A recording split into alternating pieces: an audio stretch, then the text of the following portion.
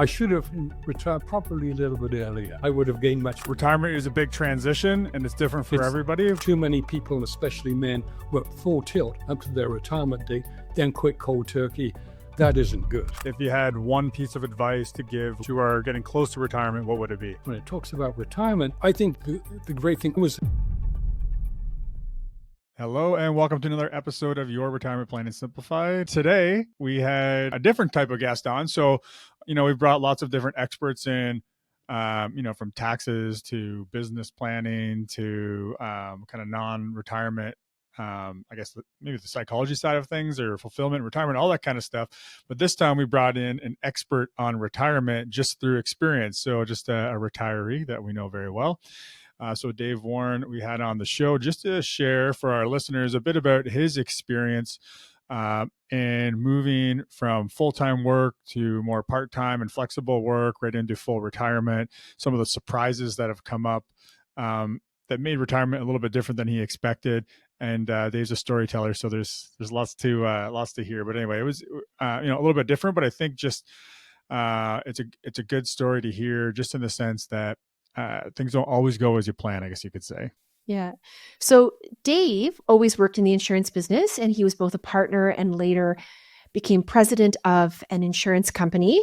He looked after clients in hospitality, institutional, manufacturing, and not-for-profit sectors.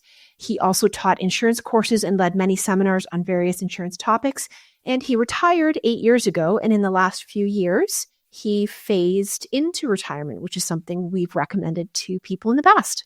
Absolutely. And so the last thing I'll give there, you mentioned the insurance agency. So Dave was actually a partner with Matthews and Associates, the property and casualty insurance company. And so our financial planning firm, Matthews and Associates, actually originated out of that firm a long time ago. So my predecessor, Randy, kind of partnered up with them to create a financial services arm. And so as he mentions, the original Matthews and Associates sold a long time ago to a bigger insurance company. But as everyone here listening knows, our Matthews and Associates is still alive and well.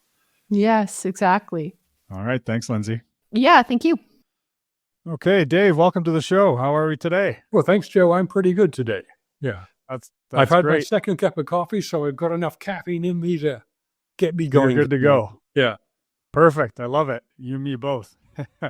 So I'm excited to have you on here today, Dave, because as our listeners will know, we've had a lot of different topics, different guests, and today you're going to be our guest on retirement. So not necessarily a guest or an expert on retirement planning or retirement tax or anything like that, but you are someone who has retired, you've been living it. And so I wanted to hear you share a little bit about your story, because you've been doing this retirement thing for a little while now. And I thought that it might just help our listeners who are getting close to and thinking about retirement, just to get someone's perspective who's been there and is living it. So with all that, Dave, we've done a bit of an intro already, but I will have you maybe just tell our listeners a little bit about where you're at right now and how long you've been retired, and we'll dive into some retirement questions. I guess it's a debatable question as to how long I've been retired. According to some people, I've been retired for a very long time. But just to give you a little bit of background, I was the president of Matthews and Associates when he sold out the business when I was in my early 50s. I was in a situation then going through a divorce. Of course, when you go through a divorce, you realize financially it's pretty much a crippling thing when that happens. So, and another partner of mine went through exactly the same situation. So we sold the business to an outfit called BrokerLink that's still surviving these days. And I basically stayed on to look after. I had a large book of commercial clients, industrial, commercial, institutional, and that's what I did. And that's what I really enjoy doing. I didn't like the management aspect and the running of things and the human resources part of it and everything else. So I was quite happy looking after a pretty large book of business. And actually, I made more money just being paid on commission looking after my book of business than I did being president of the company, it turns out. But so that's sort of what happened. I then after the divorce, a few years later, I eventually got married again. I actually got married to someone who was a client of mine. So that worked out sort of very well. When we eventually got married, I think I was 60 years old. So it was kind of a late a late marriage.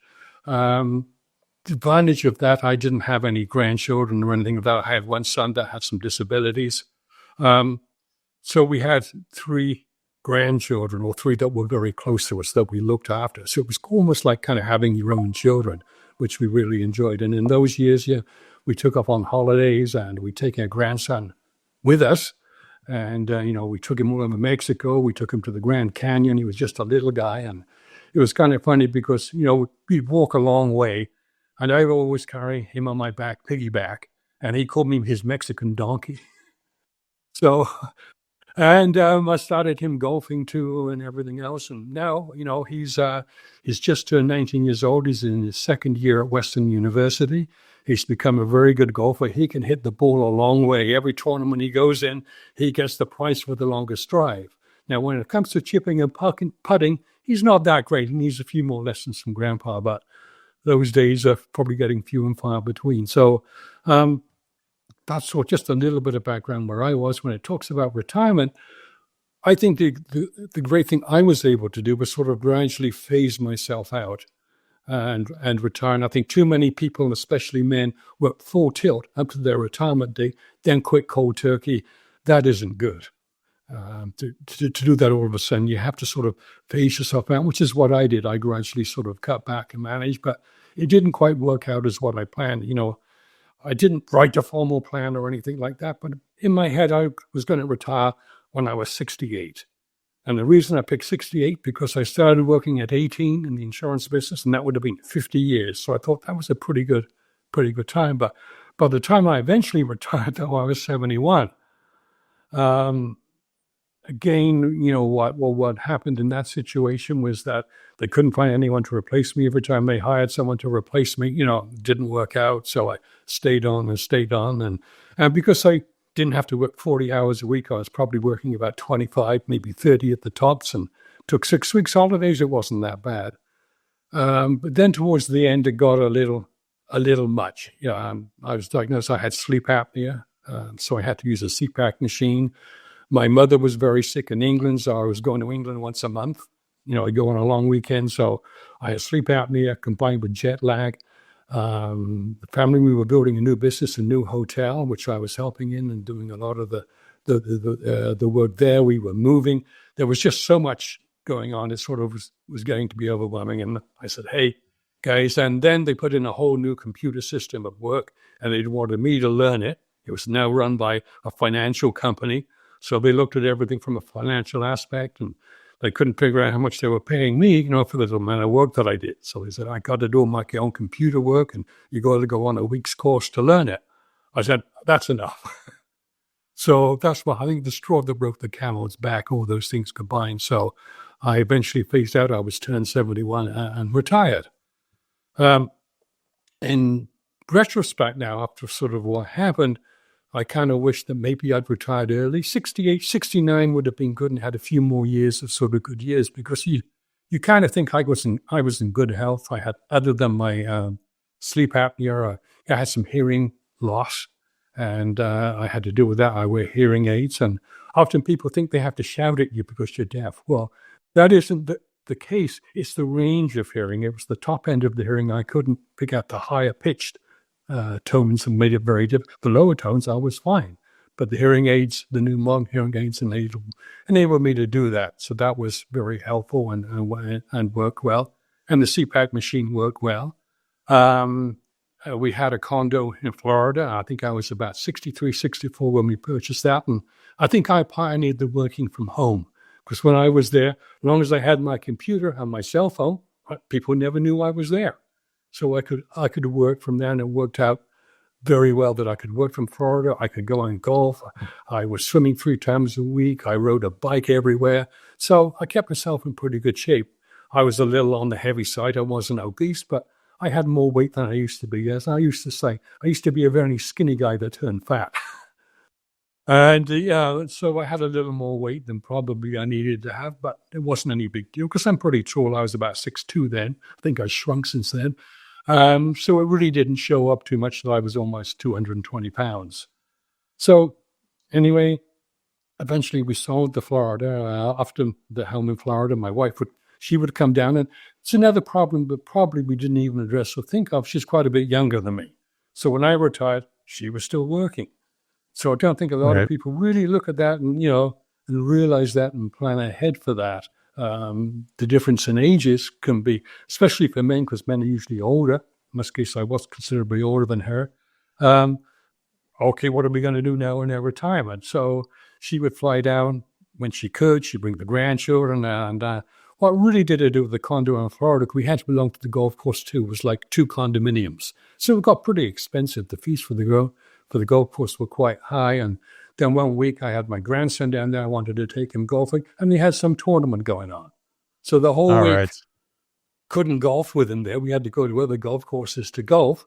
And I thought, I'm paying all these fees for this golf course and I can't even use it when I want to. Yeah, So fair that enough. was kind of did that. And we decided to sell the condo, which we did. We did quite well out of it because when we originally bought it, the Canadian dollar was actually worth more than the American dollar, believe it or not, back in those. And so just on the currency exchange alone, and we bought it, I think, 2007 when the big crash happened.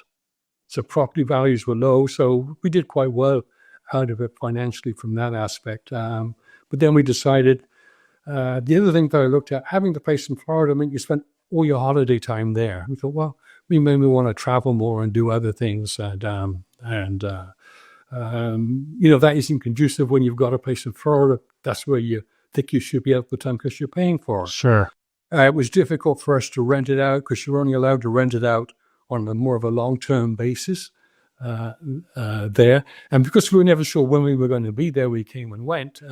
It made it a little difficult.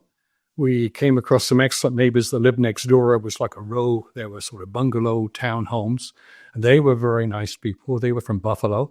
They looked after the place when we weren't there, and we let them use it too if they wanted to use it as well. So that worked out pretty good. But in the end, we sold the place, and that was sort of the end of that.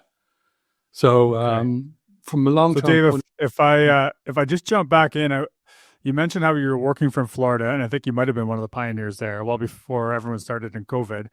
But what do you like? Just thinking back on it, are you actually? Maybe I'll back that up a little bit. We talk a lot on the podcast about, well, sometimes it makes sense to continue to do some work if you enjoy your work, even if you don't need to do it financially. So you went through all that. You talked a little bit about how you think it's probably not healthy just to go from full speed to complete retirement. Is there anything that you would have changed during that kind of period of transition when you were starting to work a little bit less, work from Florida, or are you happy with how that all played out for you? I think I would have retired a bit earlier. 71 was starting to get it, but there was too many things, and it was I was getting burned out, with the family issues, family problems, what we were doing, and I was helping that and doing that. It was starting to add up and became too much then. So I should have, in hindsight, retired probably a little bit earlier. And I thought about 68, but probably 69, would have been okay too. And I should have retired about then. But I was in good health. I had no reason to suspect that, health issues were going to happen. And in my mind, I figured, okay, I'm probably going to live, my father died at 75. He died from cancer because he smoked, as all men did, that ilk at 75 from lung cancer. My mother lived to 96. My first mother-in-law, she lived to 96 too. So I thought, yeah, there's a good chance that I'm going to be around for a few years. I figure I'll probably make it to about 85 in reasonably good health, and then have a few years of poor health towards the end, and maybe hit 90. And so that's what I kind of had in my head that would happen. But of course, it didn't. I was 10 years off. So we can never predict the future, what's going to happen. We simply don't know. And the other thing that sort of bothered me too, we see so much today about we're going to live forever.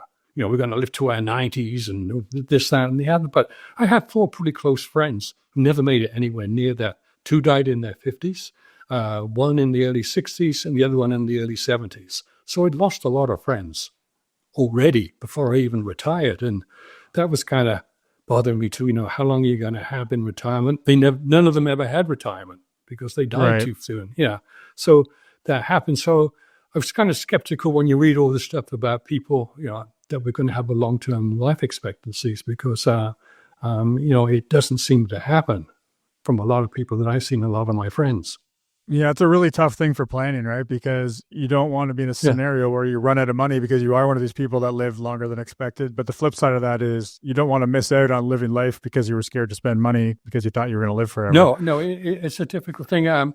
When it comes to sort of the financial aspect of it, obviously divorce cost me a lot. We sold out the business, so I had some money, but a lot of it had gone. But the one thing that I always did was make sure I maxed out my RSP every year. And the company we work for, Intact Financial Corporation, they had a program where they put in 3%, okay, into a retirement savings plan as long as you put in 3%. So I did that. And then if you put in another 2%, they put in another 1%. So then I was up to 9%. And then they had a share purchase program. If you put in 2%, they would put in 1%. So effectively, I was saving about 12% of my income, and it was costing me about 7% to do that. And I always remember one of the good books that I wrote, that I had read, was The Wealthy Barber. Right? Yeah, classic. To me, it's one investment isn't that hard. Save first. You've got to take it off from the front. It's no good trying to save money with what you got left over at the end of the month, because you never will. And how many people I work with never saved a dime? Oh, we don't have any money left over. So you're crazy. You're giving money away. So that was the thing too. Also, by staying on later with my CPP, because my ex-wife got half of that, that was diminished. But by staying on, I was able to contribute to that. So I didn't take my CPP. I didn't take it till I had to at 70. So I was able to get that boosted right back up to where it would have been. And it makes a huge difference. I couldn't believe how much difference it makes. So I kind of recommend to everyone to, try not take it to 70. I didn't need to because I still had an income anyway. Yeah. That's a big thing that a lot of people have kind of made it up in their mind that it's almost like if I take my CPP as early as possible, I'm screwing the government somehow. But we really try to get people thinking about it. Don't worry. Look at it from the perspective of how is this going to best serve me, not how can we screw the government. Exactly. And so that's what I did. So I was able to say, and the investments were good. So everything worked out fairly well. But to me, that's an important thing. And you got to take money off the top. So it gets deducted from your paper where you sit. Like I say, pay yourself first, go into retirement. That's for your retirement and you don't touch it. Like, I gone through, hard times and having debt. And one thing I was always against was holding debt. Because I remember when I first moved to Peterborough in 1978, we sold a home. We lived in Sudbury, just outside of Sudbury. Sold that home, used the equity from that home to buy a home here, and also to buy in the business. So I had financed to buy into the business. I had a good opportunity there. But by the early 80s, I was paying 20% interest. Yeah. So when people complained out about paying 6 or 7% interest, I was paying 20. I didn't know how I did it. It was so hard to manage to paying that much interest. I couldn't pay down any debt. It was simply being able to pay the interest on the debt. And eventually I managed to get it. I made a commitment to myself. I'm not going to go in debt again, ever. Yeah. That was almost catastrophic. How I survived and got through that was very difficult. So, they say, the baby boomers, you guys have had it easy. Well, it hasn't always been easy for the baby boomers. And I'm the head of the baby boom. And, my age, I was born in 46. And, I know Canada had the biggest baby boom in the world.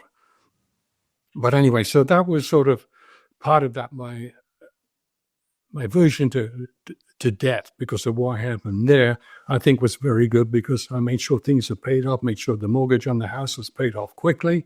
Never financed cars, always bought them. In fact, I didn't even have to buy a car because I got a company car. I had a company car when I was in Sudbury and when I first moved to Peterborough too. But of course, the company cars all disappeared because of the taxation issues and things like that. So that one had to sort of buy a car. But I'll give you another example of one of my stepson. He was going out with this girl and they eventually got married and everything else. And she was having a lot of financial problems. She'd gone through a messy divorce and custody of her son and the whole bit. And she had about $50,000, mostly in credit card debt. She couldn't get out of it. She could barely make the payments on that. Some of the payments were like 30% interest and things like that. Right. So I sat down with her one day and said, look, I'll tell you what I do. I'll pay off the $50,000 for you. How much are you paying a month right now just in interest? Said, you pay me that every month, that'll go towards the debt. And she did and got it all paid off. But without that help, she would never have got out from under. And I see that so many times with people, these pay loan companies and everything else, and the interest rates are just ridiculous that people are having to pay. And if you're a poor person and you're paying high interest, it's even worse. And, too often, too many people have got themselves in debt and paying, even if the bank rate comes down. These companies don't lower the rate. The credit card rates don't come down. Yeah, that's why, financial literacy is so important, and why there really should be a much, stronger push on teaching that in school.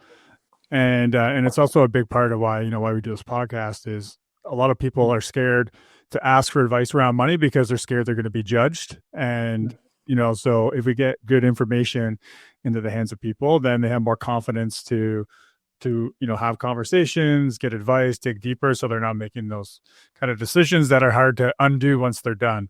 But unfortunately, it just comes down to people don't really understand, like, money can be complicated, and we don't learn enough about it. Well, I don't think it's always learning, but some of it is simple. Like I mentioned, The Wealthy Barber. It's pretty straightforward. It's not, anyone can understand that book. You don't have to be, if you're even a high school dropout, you could read that and probably understand it all. It's pretty, the basics are, then you go to people like you that are the experts in it and say, hey, Joe, and I do that with you. You're the expert. I don't tell you how to invest my money. I give it to you, Joe. You look after it, put it in the funds and make sure it's properly looked after. And I rely upon your expertise to do that. Yeah, well, you're a really good example, Dave, of how you just follow some simple principles like what you laid out in The Wealthy Barber. Pay yourself first, invest the money. It doesn't start big, but over time, if you're patient and you don't try to get rich quick and you do things the right way, like, it works out in the long run. Yeah. But it's always tempting to chase the next shiny thing, and I think that's also where people get themselves in trouble. Actually, we were just talking about that before we jumped on. You were telling a story about a scam. Exactly. People, there's so many scams out right now. It's sort of unbelievable. And there's this thing that almost like you have to spend money to save money. There's these shopping apps where you're going to get money back. You're going to save money by buying stuff. I'll give you an example. I do it with Fido on my phone. And when because they have one of the best deals when I got my new iPhone, I get a call from Fido. Oh, we've got a great offer for you. We can give you all this much data at a fraction of the normal price. It's such a good deal, aren't it? And you sign up for it. You're going to save so much money. And I said, okay, well, how much data do I have right now? Well, you got this much. How much am I using? Less than half of it. I said, well, why would I want to buy more data when I'm not even using all the data I've got right now? Because you're going to save so much money. Yeah, that was his whole pitch, was I was going to save money. She didn't know how to even answer that question. And that's too often I see what a lot of people do. They think they're getting a good deal, so they're buying something they don't need. Yeah, well, that's no different than business owners who think they have to buy something to have a write-off to pay less tax, but they don't really need to buy anything. You don't need to spending 100% instead of saving 50% or whatever it is. Exactly, yeah. Too often that seems to happen in this society, but there we are. So Dave, maybe you could just tell me a little bit about kind of what your expectations were for retirement, and what the reality of retirement has been for you, and what surprises have come up. Yeah, I don't think I had any real set expectations. It was probably traveling more than what we actually did. It would have been probably retiring a bit sooner fully than I did, but with a part-time retirement worked out to me very well. We had his home in just north of Bridgenorth and Lake Chemong. We did a lot of entertaining. That worked out, very well. We had, family, we had friends. It was a lot. And then the place in Florida too. One thing I did, remember my friend, from the UK, I went to school, grew up in Britain, went to school there. I only ever kept in touch with one guy. And he said, Dave, with social media, people have got together now and we're having reunions. Why don't you come to one of the reunions? His name was Richard. I said, Richard, I haven't seen these guys for 40 years. I know you remember most of them. And, what we have in common and what will my wife even have in common, I don't think this is such. He said, come on, give it a try. So I did. We went, we had a great time. My wife loved it too. She was treated well. We had a beautiful time. And we've been back to, I think, 3 or 4 more reunions since then. So often Oh, wow. reconnecting with some of the people, some of the old friends, this turned out to be much better than I anticipated or thought. And it's amazing that you still had a good connection with these people. We were close as kids, as teenagers in school. We liked the same music. We did the same things. Went to the same pub before we were legally able to have a drink of beer and things like that. So we talked about the old times a bit, but it turned out to be exceptionally well. So I tell people, if that happens to you for reunions, go back, and go to the reunions, give it a try, because I had some real trepidation about it, but it turned out to be, a very good thing. And it was obviously all these were in the UK, so we're able to go back and see my family and see my mother all at the same time. So we're able to do not just one thing, but several things when we were there. Yeah, that's perfect. I think that's really good advice too. One of the things I know a lot of retirees end up struggling with is maintaining relationships. So if there's opportunities like that to reconnect or, get to join different organizations or whatever it is to see people, I think that's a really good idea. The other thing I wanted to mention too, to connect, I've just recently, over the holidays, I speak to my brother every week. He's unable to travel right now because of his health. But we used to use FaceTime. Now we use the WhatsApp. Right. Do video. And I spoke to my friend, close to, just like we're speaking now. And I spoke to, an ex-sister-in-law who lives in Florida. We always had a good relationship. So I chatted over an hour with her. But these video links are very good because you're speaking to someone and you're seeing them. It's not quite as good as being there, but pretty close, a whole lot better than just speaking on the phone, where you're not seeing the person, where you're getting some sort of contact. So I really encourage people to use those. And the good thing, it doesn't cost you anything. Yeah, that's if true. If you've got an iPhone, you can use FaceTime. Any other phone, you can download the WhatsApp. And video links, I can chat for an hour in the UK. It doesn't cost a dime. Yeah, it really is wonderful. It makes communication so much easier to stay in touch with friends and family. So it's really easy to stay in touch, and it's nice to see people. And I find, because that's what I was used to in business, was face-to-face meetings with people and seeing people. So maybe along those same lines, Dave, what would you say the role or the impact of family and friends has been on your retirement? It's been good. I still have some good friends here that I used to golf with, and in fact, I'm having dinner with them Thursday night, here in Peterborough. Family has been very important to me, especially, the daughter and stepdaughter and stepson-in-law. I get on very well with them, of course, with the 3 grandchildren. One of the things that, of course, the last few years, basically retired everyone. I didn't have that many years before the things that you don't anticipate, like the pandemic. I don't think anyone talked about having a pandemic, and all of a sudden, bang, the pandemic hits.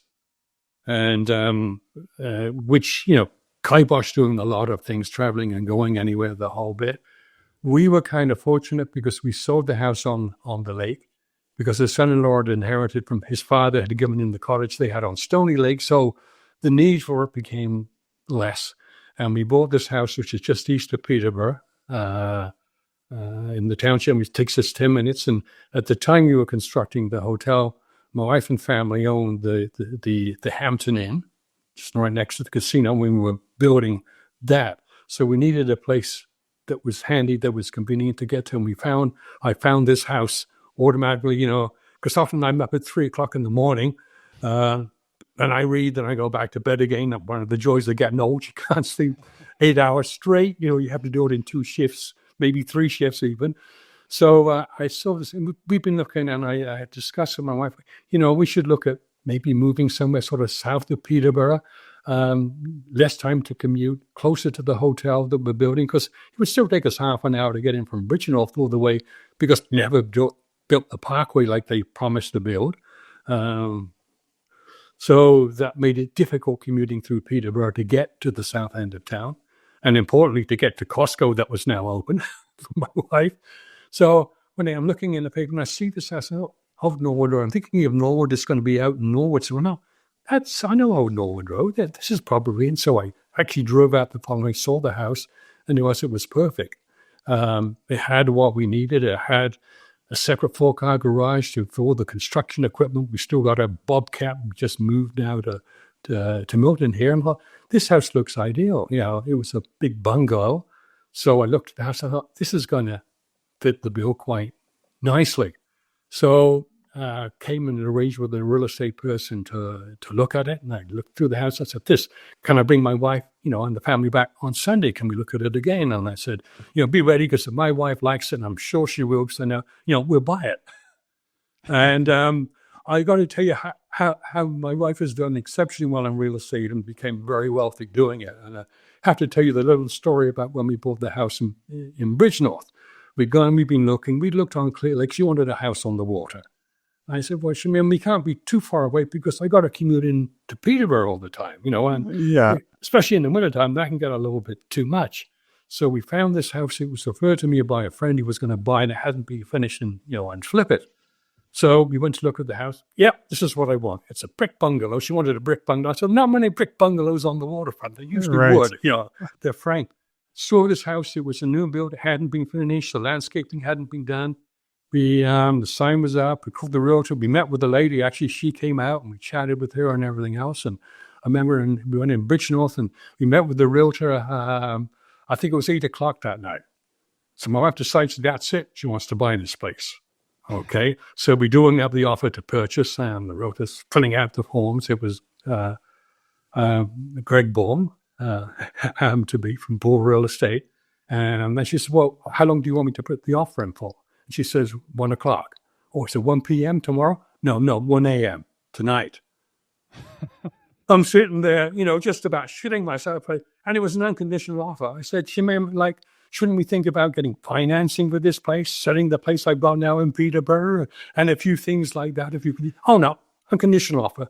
And of course, she lowballed the price too, to do her to get this. So he says, fine, takes the offer back to her. Poor woman, she was still up. Her husband had gone back to England. They were from the UK, and they were moving back there. He'd already gone back, and she was desperate to get back too. Gets her husband out of bed. They accepted the offer. So 11:00 at night, we're sitting Tim Hortons, and we bought the house. In the meantime, I can't say I've ever heard of that. Oh, pardon? I can't say I've ever heard of that timeline. That was so fast. And, we saw it at 5:00. By 8:00, we put the offer together, and by 11:00, we owned it. I said, well, okay, when she's made up her mind about something, that's going to happen. Oh, it's going to happen. What she does, and she's done. We know a number of real estate deals like that. Touch wood, everything's been very successful. But that's the thing, is to move in. When other people are sort of have a little bit of fear or things aren't quite as good, and that's how she acquired the land where the Hampton Inn and where the casino was bought. That was right after 9/11.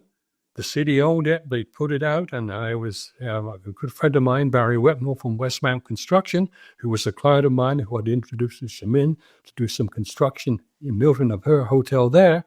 He said, this would be a good spot. And I looked at it and I said, Barry, you're right. That's right on the parkway. The gateway to Peterborough. It's going to be developed. That's going to be a good place. Other than the fact it turned out to be a swamp.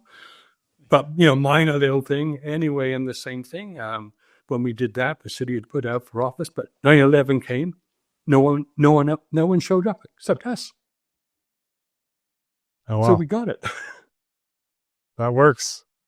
Yeah, it took years to get it developed. Let me tell you, it went through how many years. By the time it eventually got done, and we got the casino there in the end, and by that time we turned it over to the daughter and son-in-law to work, and we built the inn. But it turned out to be an excellent investment, but very long term.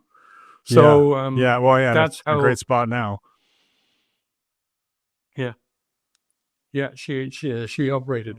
Anyway, probably moving ahead. So we moved into and the other thing we were looking at, as son-in-law, as grandson was due to move from the school he went to, to the high school level. So we looked at Lakefield College School. And I looked at the house that we had here. I thought, we can get to Lakefield easily from here. It's just up the back road and we're there in about 15 minutes. So this will be, if that goes. And he looked at the school in Hamilton. decided on the one to go to school in Hamilton because all his friends were going there too. So Sure, makes sense. we didn't end up with Lakeville College School anyway, but this was an ideal location to get there as well. And it was so close to the end of 115, not even 5 minutes. So it was good for commuting, good to get to the hotel that we were building, good to get to Costco. So we ended up bought it very quickly. I had to finish the house, but the good thing, the house had a total, time it was finished, of 7 bedrooms and 4 bathrooms. So when the pandemic hit, we all moved in here. There was 10 of us living here. And we were able to look after the grandkids. We had them in different parts of the house because everything was done online. But a daughter and son-in-law, they were able to go and manage the hotels because the hotels were still open. They were trying to drum up business from first responders, people with COVID, all sorts of things because, there was no business. And I tell the story, in Milton, we've owned 2 hotels there, Best Western and a Hilton Home 2. They were both full right before the pandemic with a film crew because often downtown Milton was used to make films because it can pass for a 50s. So a film was being made. So overnight, we went from 100% occupancy to nil. Which is scary. That was as a business owner. So we were in, pretty tight. But thanks to all the government bailouts and handouts, we were able to survive. And the staff, laid off the staff, kept what we had to, took on a lot of the jobs. So that was it. And another thing I should say too about retiring and some of the skills that I learned when we bought this house, the house that we have now, we've got 97 acres of land. About 3 acres is around the house, and the rest of it, we have a farmer that looks after it, comes to maintain it. But I had to cut all the grass. And people after me said, well, I'm going to cut the grass because I have people come in and cut it on the house in Bridge North. I didn't do anything. You know what I mean? You got to cut the grass. You never cut grass in your life. So to do it, I had one of these big 0-turn mowers. Yeah. Well, another friend of mine, he had a farm too, and he had one of these mowers. So I went over to him. I said, Matt, how do you operate these things? I got to cut all this grass. And so he showed me how to operate it and learn it, but took a little bit of schooling, but then eventually I got the hang of it. I was able to operate the mower. So it was a new skill that I learned in retirement. And it was so different to what I was doing. And it gave me something to do, which was really good. And it took 3 or 4 hours, good 4 hours to cut all the grass and then clean the machine up and put gas in it and everything else. But nothing was better than after I'd cut the grass on a summer's day, sitting on the deck, opening a cold going and looking at the beautiful lawn that I had cut, how good a job I felt that I had done of cutting it. So it was a new skill to learn. The other skill that I learned was helping the kids with all the construction.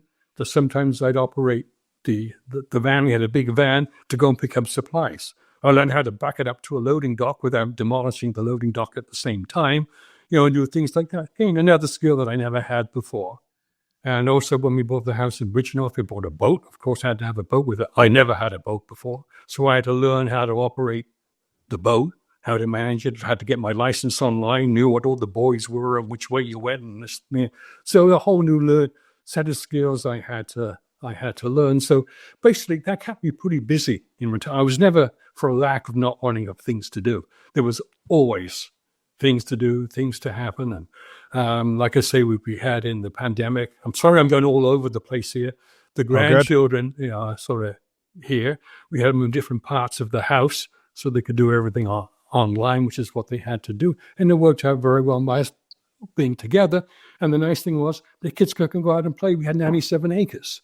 So we had ATV sheds, so they were off when they finished their schoolwork. We'd be outside and, getting fresh air and things. I felt so bad for the people that lived in these tiny condos in downtown Toronto that were confined to that small thing they couldn't leave. I would have got cabin fever in a place like that. I would have driven me nuts, I think. So, those are some of the advantage and things we had. So, Dave, I want to make sure we touched on, I know, as you mentioned already briefly, but into retirement, you had some health things come up. So just how has that impacted your retirement, and has it changed, your thinking around retirement, or has it would you, looking backwards, make any changes just based on kind of the things you've had to deal with lately? It's made a significant change. what happened, our oldest granddaughter, she's into horseback riding. She belongs to a stables and she's done exceptionally well at it. In fact, she just got a scholarship to go to a university in Florida, a scholarship for $57,000 to pay a piece because she's good. She was in the Royal Winter Show and she's done very well. But they have this big equestrian center in Florida in Ocala, a place called Ocala. So this was, the pandemic had now been 2 years, so we felt it was safe to go. So we decided to have a family holiday. We'd all go down there. We hadn't been away for over 2 years, and she wanted to compete and be part of it down there. So down there, we all went, and we rented this big home, had a swimming pool, the whole bit. And actually, my son-in-law and I, we drove down. We had a big Mercedes wagon because we couldn't rent anything there for a vehicle, so we had to have a vehicle. So we loaded up all the nonsense, including the kitchen sink, I figured, from my wife, we took with us and drove down there while they all flew down there. So anyway, we had this home and it was doing very well. Then a bunch of them had taken off to meet some other friends. I think they were going to Orlando. So that's where they ended up. So it was just Shamim and I left there with their granddaughter. And I thought I was fine and in fine shape and had it, but what happened, they left in the morning, they'd taken an Uber to go where, the horses was to compete. And I was supposed to go to Hertz to pick up a rental car. We managed to track one down, so we had another car. So anyway, I swam in the morning, I had breakfast, and I felt fine and everything else. And I go to Hertz to pick up this rental car, and I'm starting to feel really, and I get in the car, I've got the keys, and all of a sudden, boom, I never felt so ill in my life. I was sort of passing out, and I thought, oh, shut up, I feel so sick.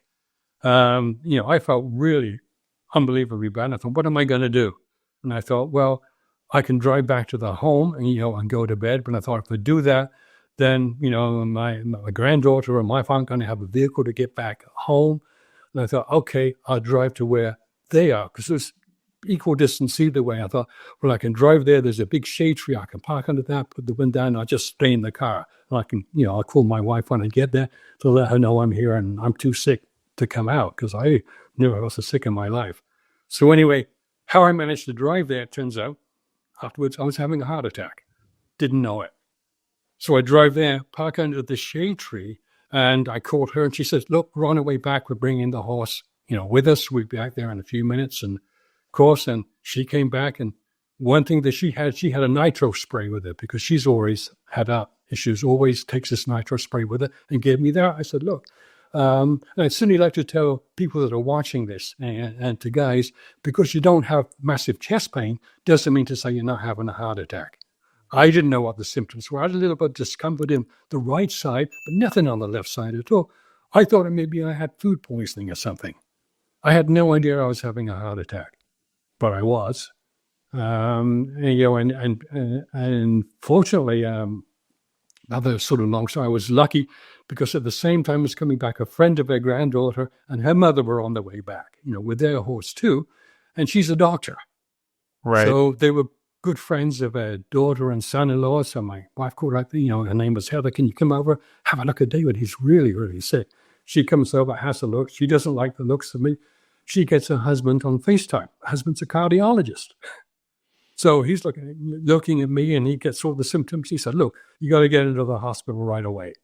You got to do tests. I can't sort of diagnose him, but you need to get medical as quickly as you can.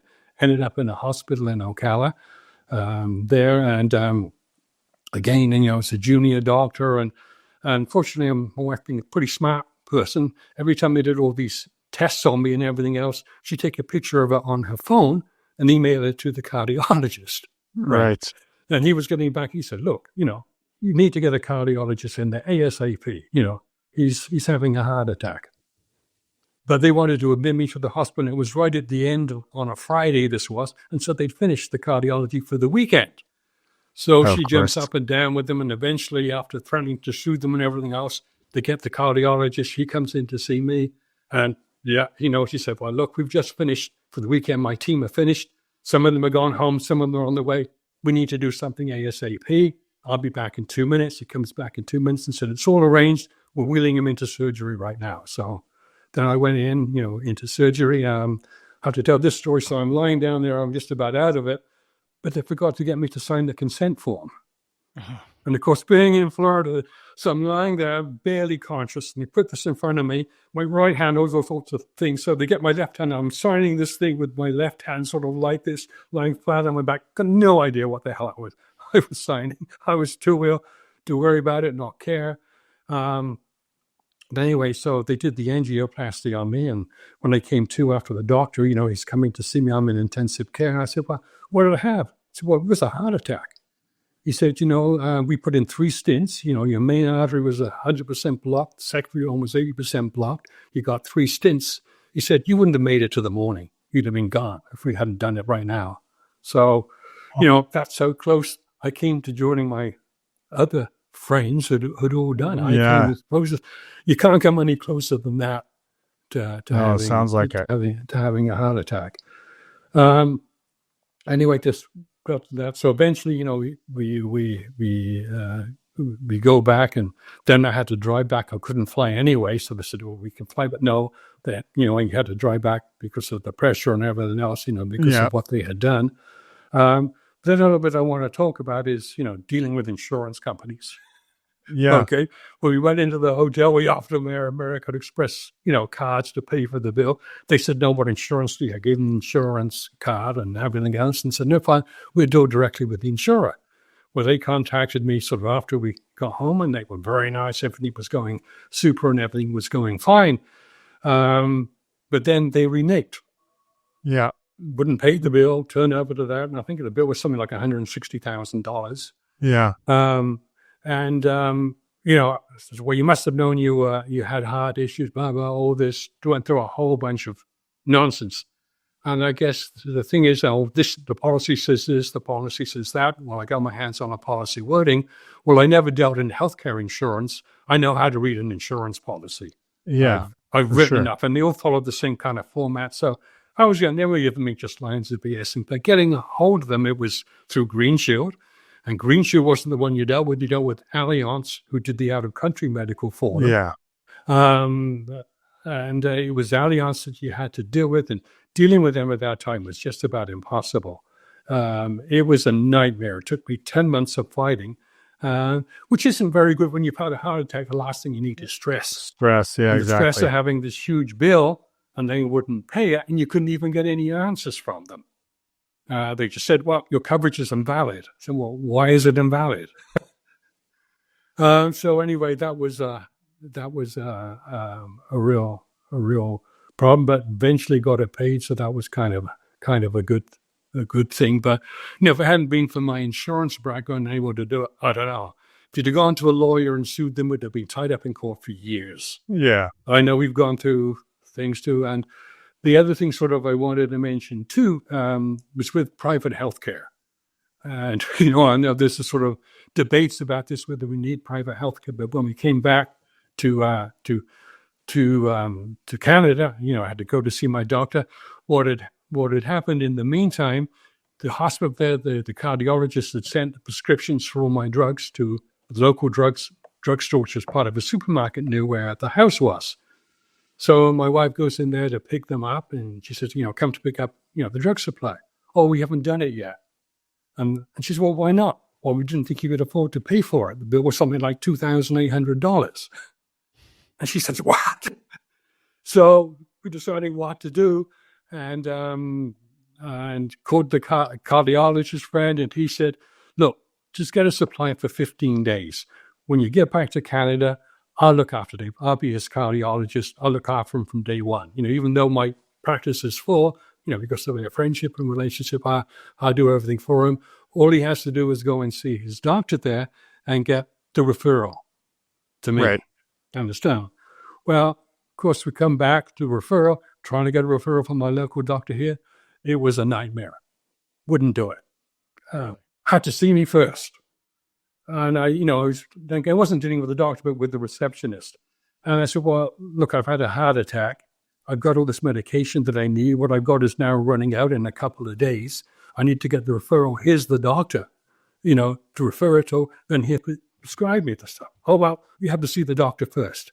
Well, when can I see the doctor then? Well, not for another 2 or 3 weeks. Couldn't even see the doctor. It was over the phone. And I said, well, what am I going to do? Can you give me a prescription? I got to get this medication, these blood thinners and things I got to be on. Oh, no. What am I going to do? I'll go to the hospital, go to the emergency. Oh, that's helpful. I was so annoyed, so upset about that. So I called the cardiologist. He gave it to me anyway. He did the prescriptions, even though eventually I did get to speak to her. She did do the referral, but it was weeks down the road before that was done. So I kind of put me off. So anyway, and then my wife said, look, we had a contract with Medcan, which is a private healthcare facility in Toronto. So I said, you're going to go and get a checkup at Medcan. I'd never been there before. So went to go to Medcan, and they did the workup on me. First thing I discovered, I'm diabetic. I didn't know. So blood sugar, first thing they did, give me a prescription, the doctor there at Medcan for Synjadi, they put me on for my diabetes. Well, that probably contributed to my heart attack. But, these days, you can't go to a doctor to get your annual, workup like you used to years ago. Yeah, if you even have a doctor. You don't even have, and you can't get them to do stuff. But, you have to pay for all this. So we pay for it all. And I know this podcast is probably running a little longer than what it should, but I just wanted to tell you how much help Medcan have been to me and how I've had to use them because of the lack of service here from having a doctor. I had a hernia that no one could diagnose. Had to go to Medcan. They diagnosed it in the end. They referred me to the Shouldice Hospital. In the end, wouldn't do it because of my heart. Went back to Medcan. They referred me to Etobicoke General Hospital. My cardiologist, went back to him. There was problems there. He said, Dave, there's something wrong here. You're not recovering like you should. The stents may have collapsed.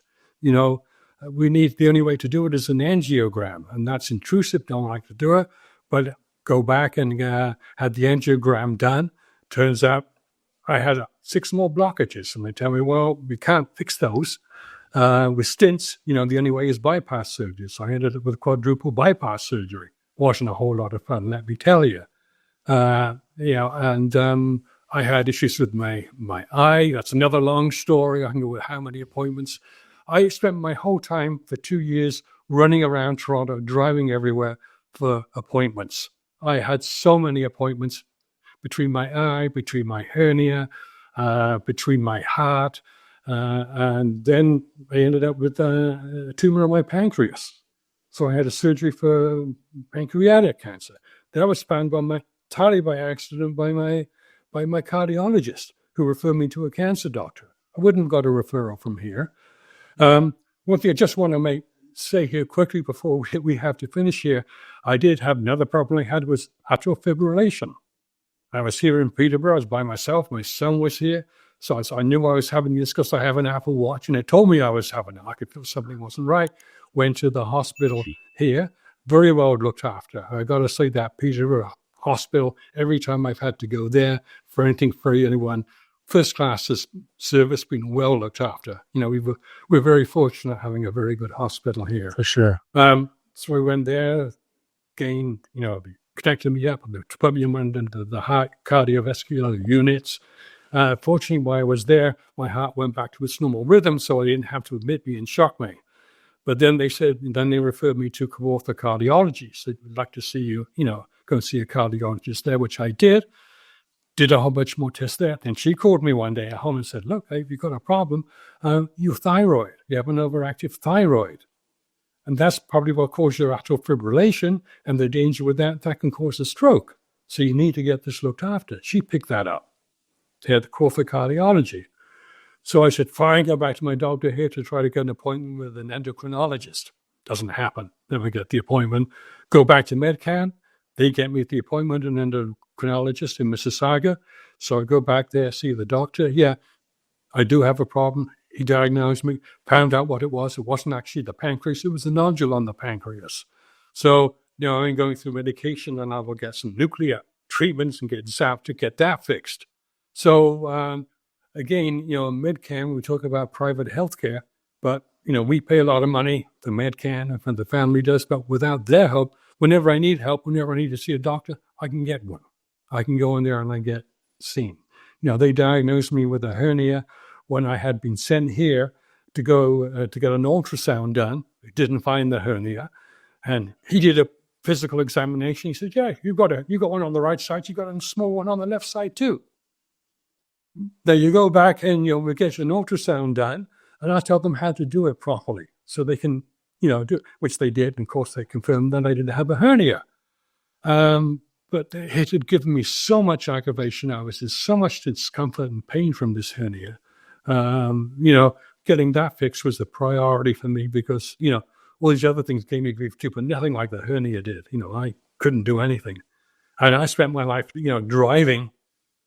Unbelievable, the number of appointments we had. Everyone I saw in Etobicoke, went to Etobicoke Hospital, for my hernia. I went to Trillium Hospital in Mississauga. I was there 3 times, for my pancreatic cancer, for my bypass surgery, and for my angiogram. I went to Credit Valley Hospital. They did the operation on my eye. The second operation, I went to St. Michael's Hospital in downtown Toronto. And it was nonstop. I didn't have time to do anything except medical appointments. That's what my life has been for a little over 2 years. Finally, I'm at the end of my last thing, my thyroid.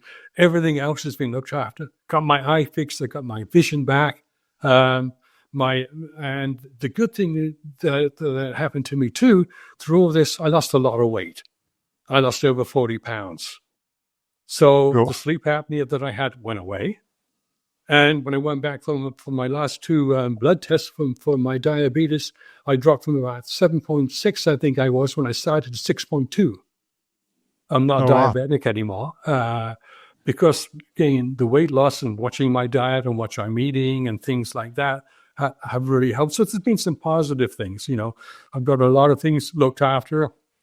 My diabetes is under control. My eyesight's now, I've got the vision back in my right eye that was down to about 25%. So it sounds like biologically you're younger now than before you got sick. There's the only thing now is pain. It's taken a toll on me. Sure. When I got to 75, I didn't feel much different from when I was 65 or 55 or even 45. I could do just about everything. I could swim. I swam 30 lengths of the pool. I could bike everywhere. I could golf or walk around at least 9 holes, maybe more. I had that. Now I can't. Now I got to tell people, I feel like my age has caught up with me now. I'm now 78 and I feel like 78. So, but at least I'm alive. I can do a lot of things. I can enjoy life. I can go shopping. I can walk around. I can do a lot of the normal activities. No, I can't run a marathon or anything like that, but I can do a lot of the things that I used to do. No, that's good. No, Yeah. So Dave, we're up at the end of our time. I do need to cut us off here in 1 minute, but if I could get you to answer briefly 2 questions. One, how has all of this, everything you just told me around the health stuff, how's that changed your perspective on retirement? And if you had one piece of advice to give listeners who are getting close to retirement, what would it be? One is that you never know what life's going to throw at you. Like, I never knew I was going to have a heart attack. I had no indication and no family history. I never had high blood pressure. I'd never smoked. It came right out of the blue. Didn't even believe it till after I had the operation and was told I had a heart attack. And, look at the symptoms from a heart attack. Just because you're not having chest pain doesn't mean to say you're not having a heart attack. So that's a good thing to learn, to learn that. So would I do anything differently? I don't know how you could anticipate that, how you could anticipate a pandemic, but the steps we had taken prior to, almost by accident, worked out very well for us in the pandemic. I don't know, other than retiring maybe a couple of years earlier than what I did, but I was fortunate I was able to work part-time, took 6 weeks holiday, so able to do almost everything we wanted. It was almost like a hobby for me, my business. I enjoyed it. I enjoyed my clients. I'd done it for years. I knew it inside out. I was good at it. So I was able to get through a lot more work in a short period of time. And I had 2 ladies that work with me, that were excellent. They've been with me for years. So they were able to do most of the work anyway. So that was a good move in my part, and not taking early retirement. I don't think I would have gained much by taking an early retirement, retiring at 65 or something like that. Would have made a whole lot of difference. Yeah. Then you've got to take into account often age differences between spouses, between partners. what are you going to do when she's still working and I'm now retired? Yeah, fair We enough. hadn't really even thought about it, or we didn't talk about it much. But everything has sort of worked out well. And I still keep doing. I look after all the insurance for the hotels, a couple of insurance claims and issues like that. So I'm still keeping, my hand in things and Keeping your doing things mind like working that. Yeah, and active. yeah. Yeah, that's So, great. I guess if I could finish with a quote, I guess I saw from Betty Davis: "Getting old ain't the sissies," and that's kind of right. Like the bypass surgery, how that knocked the hell out of me. Like it was 2 months before I could even drive. Recovering from that, when your chest is broken, then has to heal. And when you're elderly, you don't bounce back like you used to when you're younger. Sure. That really took it out of me. That was the sort of final straw. The pancreatic surgery wasn't too bad because it was done with sort of keyhole surgery. They were able to do that and get to it. So that was much less intrusive. The bypass surgery was brutal. I wouldn't want to go through that again. And I hope like hell I don't have to have another bypass, because recovering from that takes a long time, takes some real doing. Fair enough. Yeah, fair enough. but I'm lucky. I survived it. I recovered. I can You're on the other enjoy. end. So it's learning to enjoy what you can do now. Awesome. And then that's sort of what I done. I like tell people, even for exercise, like I go to Costco, was down there last week to do some shopping, pick up some stuff. I don't park near the door. I park a little way away. So I get some exercise walking into the place. Then I walk down all the aisles and I'm nothing. Maybe something I see, but you're getting the exercise. So you're moving. That's right. You're moving and doing things. So I think too many people don't do enough, even though you can't do you have to do formal exercise, but like going shopping at Costco, you can get a pretty good workout work. Yeah. Yeah, that's actually, maybe that's a good place to leave it then, Dave, is that, just be intentional about moving and getting that exercise. And it doesn't have to mean going to the gym, right? Parking further away, little things like that. It's a great idea. Taking the stairs if you can, probably. Yeah, I take this. Talk about the stairs. I got to tell you one thing. I went back to the Buckner Eye Institute in Toronto. That's who done, I knew something was wrong with my eye, and I told the people. That's another long story, take another half hour to tell you that. But I go to the Buckner, and they told me the parking lot next, and they're at Bloor Avenue Road. It was under construction. You couldn't park there. So I eventually find a parking garage under an office building that's not too far from them. So I'm driving down, I'm going down and down and down and down. I'm down at the bottom on the 7th floor. Fortunately, there's a parking spot there. There's only a couple left, so I pull in there and I park. I'm walking over to the machine to get the parking ticket. And there's a young lady, a Chinese lady, she says to me, "The machine's broken, it won't give out a ticket." Oh dear. She said, "But if you've got a smartphone, you can do it on your phone." I said, "Okay, I got a smartphone, but I ain't too smart. I'm an old man from the country. I got no idea how to do that. Can you do it for me?" So she did it for me. Fine, we do that. Then we go over to the elevator. The elevator's broken. So on 7th floor, I got to go up 7 floors to get out of there. And I'm thinking, oh, shit, am I going to be able to make it up 7 floors with my hat? So I did. I took it slowly. I went up the 7 floors, and I put up the 7 floors with no problem. So, I think we can do more than what we sometimes think we can do. So I was able to climb up the 7 floors, got up to the top, no problem, and went to the Buckner Eye Institute, looked at Dr. Stein there, who did my operation 10 years ago, looks at me and said, "Oh, yeah, it's your lens that's gone. It's crystallized." He says, "It's very rare, but I've only seen it twice, but you've got it." I said, "Well, now what?" Lucky you, Dave. He said, "Well, now you have to do a lens swap." But we don't do a lens swap. He said, "There's a doctor I met in Mississauga, the Prism Institute. He does it. So we'll refer you there." So off I go again after how many doctors. And eventually I got that done. And they got the operation done. They did it at Credit Valley Hospital, put in a new lens. That's all that was needed. And how much had I gone through to try and get this eye fixed? And I told them right at the start, I think this is the problem. Yeah.